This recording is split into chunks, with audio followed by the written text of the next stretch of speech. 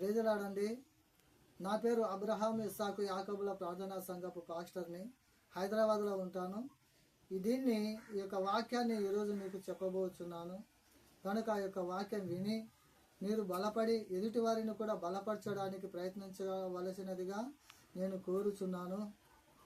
దేవుడు నాకు ఈరోజు ప్రార్థన చేయమని ప్రతి ఒక్కరి కోసము, ప్రతి ఒక్క పాస్టర్ల కోసము, ప్రతి ఒక్కరి సేవకుల కోసము, ప్రతి ఒక్కరి సేవకురాల కోసం, పాస్టరమ్మల కోసము, ప్రజల కోసము నాకు ఈ ప్రేరణ ఇచ్చినాడు. కనుక నేను ఈ యొక్క వాక్యాన్ని మీకు చెప్పాలని అనుకుంటున్నాను. కనుక ఈ యొక్క వాక్యాన్ని విని మీరు నా కొరకు ప్రార్థన చేయవలసినదిగా నేను కోరుచున్నాను.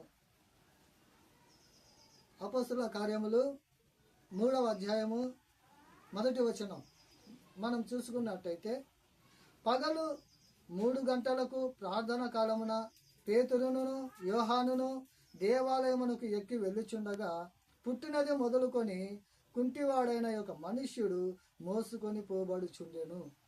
ఎంతోమంది ఈ కాలంలో గుడ్డి వాళ్ళు ఉన్నారు, కుంటి వాళ్ళు ఉన్నారు, మూగి వాళ్ళు ఉన్నారు, చెవిటి వాళ్ళు ఉన్నారు, అవిటి వాళ్ళు కూడా ఉన్నారు. కాబట్టి వాళ్ళకందరికీ ప్రార్థన చేయటము చేత కాదు.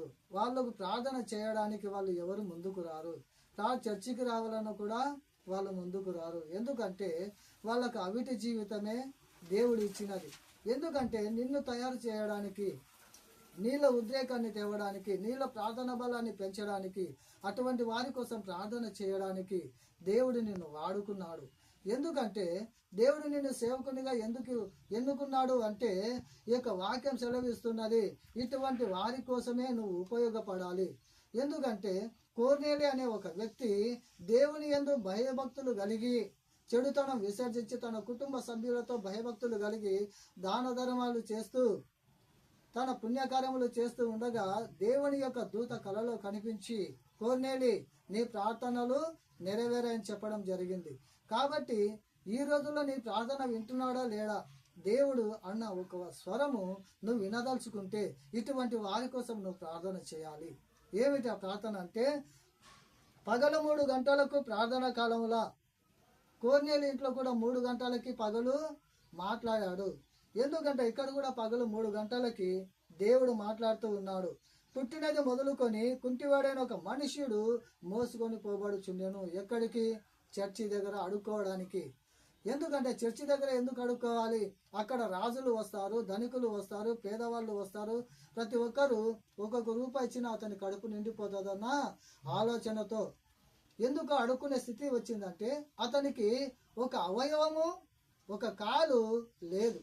కాబట్టి తన ఇంటి వారు ఏ విధంగా అయినా సరే వీంతో మనము సంపాదించుకోవాలన్న ఆలోచన చేసి వాడిని గుడి దగ్గర పెట్టి వెళ్ళిపోతుంది. సాయంత్రానికి వచ్చే డబ్బులతో వాళ్ళు కడుపు నింపుకుంటుంది. కాబట్టి నేను చెప్పేది ఏమిటంటే, నీవు దేవుడి బలం పొందాలి, దేవుడి యొక్క శక్తిని నువ్వు పొందాలి, దేవుడి యొక్క ఆత్మను నువ్వు పొందాలి. ఎందుకంటే దేవుడు ఎప్పుడైతే నేను ఉన్నాను, నేను నీకు తోడుగా ఉన్నాను, యెహోవా యందు భయభక్తులు గల వారి ఎదుట నేను ఉన్నాను అని దేవుడు మనకు ఏ విధంగా అయితే చెప్తున్నాడు. ప్రయాసపడి భారం మోసుకొని వస్తున్న సమస్త జనులారా, నా దగ్గరండి నేను మీకు విశ్రాంతి కలుగజేస్తా. విశ్రాంతి కాదు, స్వస్థత కూడా ఆయన కలుగజేయగల ఒక వ్యక్తి. కానీ ఆ గుడి దగ్గర ఉన్నప్పుడు అతన్ని ఎవరు బాగు చేయాలి? దేవుడే వచ్చి బాగు చేయాలి, లేదా దేవుడు ఎన్నుకున్న వ్యక్తులన్నా వచ్చి బాగు చేయాలి, లేదా దేవుడిలో ఉన్న వాళ్ళన్నా వచ్చి బాగు చేయాలి. కానీ ఇక్కడ దేవుడు కూడా అదే పనే చేశాడు. ఎందుకంటే ఈరోజు నీతో మాట్లాడుతున్నది నీ హృదయాన్ని మార్చడానికి. నీ హృదయంలో ఇంకా కుళ్ళు, అసూయ, ద్వేషం ఉండి నువ్వు దేవుని నమ్ముకున్నావా? ఈ క్షణమే అవి తీసేసాయి. నీలో సారా కానీ, బ్రాంది కానీ, విస్కీ కానీ, మందు కానీ ఏమన్నా ఉండి సేవ చేస్తున్నావా? ఈ క్షణమే అవి మానేసాయి. ఎందుకంటే దేవుడి యొక్క శక్తిని పొందడమే మనకు గొప్పతనము. అక్కడ వాడు దేవాలయంలోనికి వెళ్ళువారిని భిక్షం అడుగుటకు కొందరు ప్రతిదినము వాడిని శృంగారమును దేవాలయపు ద్వారం వద్ద ఉంచుచు వచ్చిరి. అక్కడ వాడి శృంగారాన్ని రోజు నిలబడి అయ్యా అయ్యా అయ్యా అని అడుకోవటం మొదలు పెట్టారు. కాబట్టి అతన్ని ఎప్పుడైతే అడుకోవడం మొదలు పెట్టాడో ఆ మనసు దేవునికి తెలిసింది.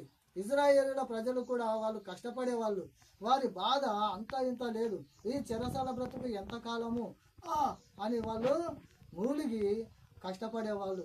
దేవుడు చూసి మోసేను పుట్టించాడు. పుట్టించి పెద్ద చేసి తనని ఇజ్రాయేలులకు అధికారిగా నియమించి ఆ చెరసాలలో దేవుడి యొక్క పంద్యానికి ఓటమి ఎదురైంది.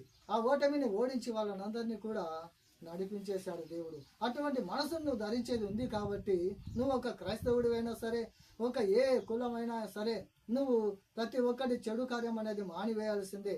ప్రతి ఒక్కరు సేవ చేయాల్సిందే. అప్పుడు దేవుడు సేవ చేస్తే ఇటువంటి బలం కూడా నువ్వు పొందుతావు.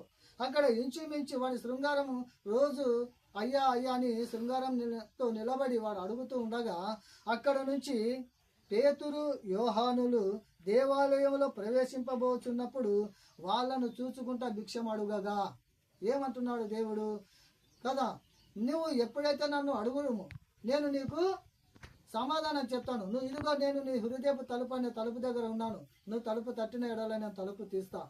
ఎవరైతే నువ్వు నాతో భోజనం చేస్తావా నేను నీతో భోజనం చేస్తాను దేవుడు చెప్తూ ఉన్నాడు. కాబట్టి తన వాక్యము వినడానికి దేవుని యొక్క శక్తిని నువ్వు పొందడానికి చాలా ఓపిక కలిగి ఉండాలి.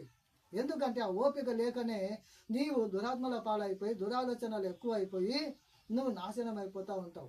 కాబట్టి ఇక్కడ ఇటువంటి బలము మనం పొందుకోవాలి, చాలా ఓపిక కలిగి జీవించాలి.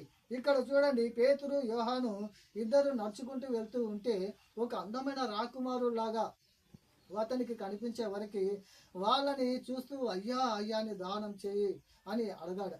అప్పుడు వాళ్ళ మనసు హృదయము కరిగిపోయింది. కరిగిపోయి వాళ్ళు ఒక మాట అంటా ఉన్నారు.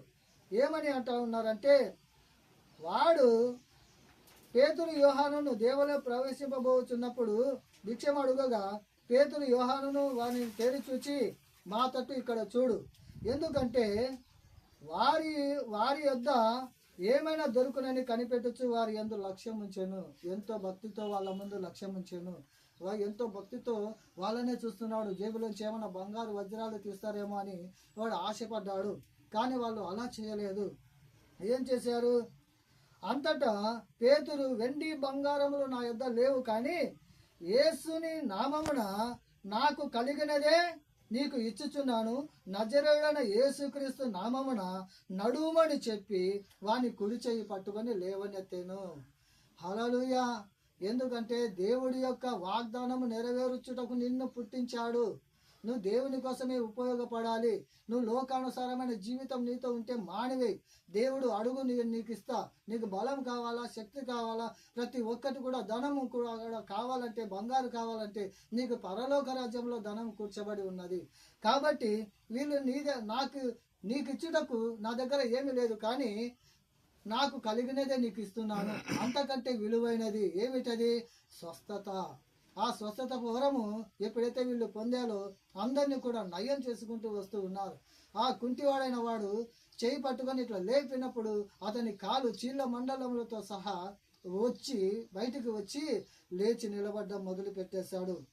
అతడు ఆనందంగా నా కాలు వచ్చేసిందే అన్న సంతోషంతో దేవుని గణపరచడం జరిగి ఉన్నది. ఈ కార్యం చేసింది ఎవరు? దేవుడు. దేవుని నమ్ముకున్నప్పుడు దేవుడు నీ దగ్గర ఉండి ఇటువంటి కార్యాలు చేస్తాడు. కాబట్టి కాలము చెడ్డది, నరుల హృదయము చెడ్డది కనుక వారి హృదయానుసారముగా నడవకుండా దేవుడు చెప్పే వాక్యాలను బట్టి నువ్వు నడిస్తే నీవు బలమైన విశ్వాసాన్ని నువ్వు పొందుదువు. దేవుడు చెప్తూ ఉన్నాడు, హృదయ శుద్ధి గల వారు ధన్యులు, వాళ్ళు దేవుని చూస్తారు. ఈరోజు దుఃఖపడు వారు ధన్యులు, మీరు దుఃఖమును దేవుడు ఓదార్పునిస్తాడు. ఎదుటి వ్యక్తులతో నీకు ఓదార్పునిస్తాడు. పేతురుకు చెప్పాడు దేవుడు, కోనేళ్ళని పంపించి తన బంటులను పంపించి పిలుచుకొని వచ్చి అక్కడ ఉన్న వాళ్ళకి అందరికీ ప్రార్థన చేయడం మొదలు పెట్టాడు. కనుక నీ హృదయం చెడ్డదైతే ఈ యొక్క వాక్యాన్ని నువ్వు వినవు. ఈ యొక్క నీ హృదయం మంచిదైతే, దేవునిదైతే, దేవుని యందు ఫలించినదే అయితే నువ్వు దేవుని యొక్క వాక్యాన్ని వింటావు, ఆయన స్వరాన్ని వింటావు, ఆయనలో నువ్వు జీవిస్తావు, 10 మందిని నువ్వు నడిపిస్తావు. కాబట్టి నేను చెప్పేది ఏమంటే చివరిగా ఒక వాక్యాన్ని మనం చూసుకుందాం. యాకోబు రాసిన పత్రిక 5వ అధ్యాయము 13వ వచనం. మీలో ఎవరి